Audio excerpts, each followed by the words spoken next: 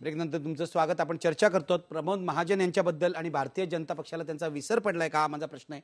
उदय निरगुडकर, समजा पूनम महाजनना तिकीट दिलं असतं ईशान्य मुंबईतून, तर दुसऱ्या बाजूला किरीट सोमय्यांवर अन्याय झाला नसता का? आणि अधिक व्यापक प्रश्न हा आहे की या सगळ्या घराणेशाहीमध्ये राजकीय पक्ष अडकलेले दिसतात, यातून बाहेर कसं पडायचं?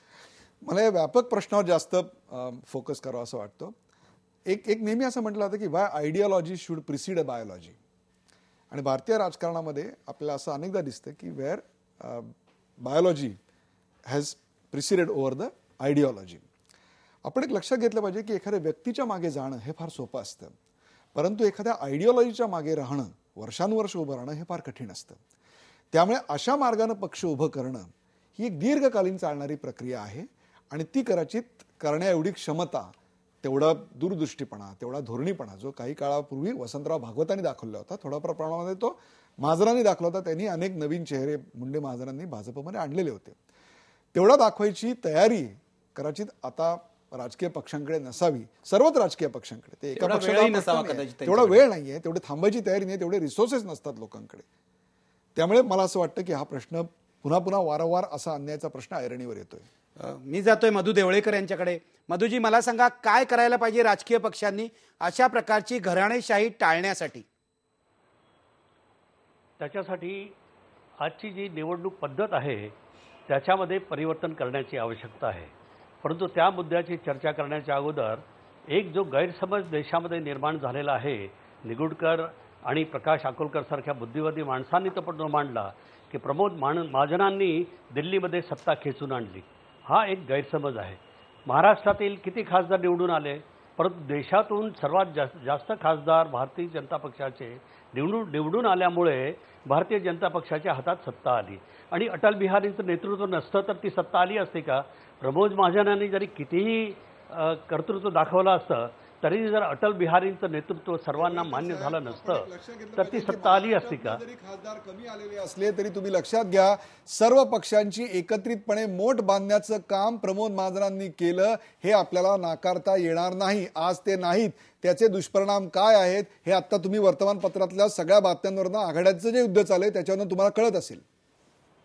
निगुडकर, मी सक्रिय कार्यकर्ता राहिलेलो आहे, वाटाघाटी इतर पक्षांच्या बरोबर केलेल्या आहेत आणि सगळे पक्ष आपलं हित बघत असतात.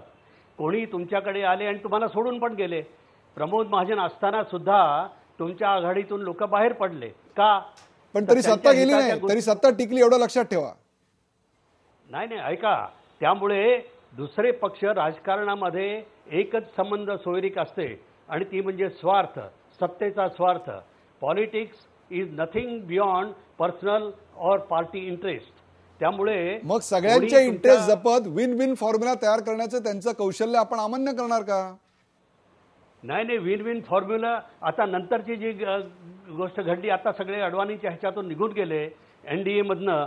ते प्रमोद महाजन नसल्यामुळे निघून गेले का?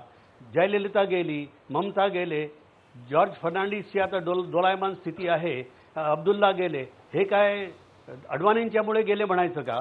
मधु देवळेकर, मला फक्त एकच म्हणावं असं वाटतं की ज्यांचं वर्णन भाजप कसं करते मला माहिती नाही, परंतु टोनी ब्लेअर यांनी ज्यांचं वर्णन कॉनसॉर ऑफ पॉलिटिक्स असं केलं होतं, त्यांच्याबद्दल आजही काय प्रकारचे उद्गार काढले जात आहेत हे सर्व जनता बघते, एवढंच मला म्हणायचं. माझा वेळ संपत चाललेला आहे. प्रमोद महाजन यांच्यावरची चर्चा चालू राहणार आहे. मी शेवटी जातोय प्रकाश अकोलकर यांच्याकडे. देवळेकरांना अधिक बोलायचं आहे मला माहिती आहे. देवळेकर साहेब, मला माफ करा, माझा वेळ संपतोय. प्रकाश अकोलकर, शेवटी तुम्ही काय म्हणाल? भारतीय जनता पक्षाने काय करायला हवं? नाही, केवळ पूनम महाजन यांना तिकीट देऊन हा प्रश्न सुटणार नाही. कारण एकीकडे काँग्रेसच्या घराणेशाहीवर टीका करत असताना आपण सतत आपल्या पक्षातल्याही नेत्यांच्या मुलांना तिकीटं द्यायची, त्याचवेळी महाजनांसारख्या नेत्याला डावलायचं आणि महाजन गेले म्हणून त्यांना विसरायचं, असं करून चालणार नाही. मुंड्यांची ताकद त्यांना माहिती नाही. भाजपचं नशीब थोर म्हणून मुंड्यांनी मोठ्या प्रमाणावर बंडारी केली नाही. मुंड्यांनी पक्ष सोडला तर काय होईल याचा विचार त्यांनी करायला पाहिजे. पण मुंडे तसं करणार नाहीत, कारण मुंडे हे भाजपचे निष्ठावान कार्यकर्ते आहेत. त्यामुळे त्यांनी दूरदृष्टीने विचार केला तर महाराष्ट्रात त्यांना पक्ष चालवायचा आहे का नाही. कारण गडकरी आणि तावडे हे दोघं एकही थेट निवडणूक जिंकलेले नाहीत, कारण ते लढलेलेच नाहीत. हे पण लक्षात घेतलं पाहिजे. आपण कोणाचं ऐकायला पाहिजे ते. अगदी खूप गंभीर मुद्दा आहे, खूप गंभीर मुद्दा आहे. काहीतरी उदय निरगुडकरांना बोलायचं आहे. ते म्हणले की ते एकनिष्ठ नेते आहेत, ते आतापर्यंत एकनिष्ठ आहेत, एवढंच फक्त मी आता कॉमेंट करू इच्छितो. पुढे राहतील की नाही माहीत नाही, हा धोक्याचा कंदील दाखवलाय उदयनी. मी आपला कार्यक्रम संपवतोय. भाजपचं काय होणार हे मोठं प्रश्नचिन्ह आहे. पण प्रमोद महाजन यांच्या जाण्याने हा पक्ष विकलांग झालाय महाराष्ट्रामध्ये, हे नाकारून चालणार नाही. शेवटी पुन्हा एकदा आपला प्रश्न घ्या, भाजपला प्रमोद महाजन यांचा विसर पडलाय का? पडद्यावर बघा तुम्ही, 94% लोक म्हणतात होय, भाजपला महाजन यांचा विसर पडलाय. प्रेक्षकांनी काय सांगायचं ते सांगितलंय. भाजपचे नेते यापासून काय धडा घेणार हे त्यांच्यावर अवलंबून आहे. धन्यवाद. पहा फक्त IBN लोकमत.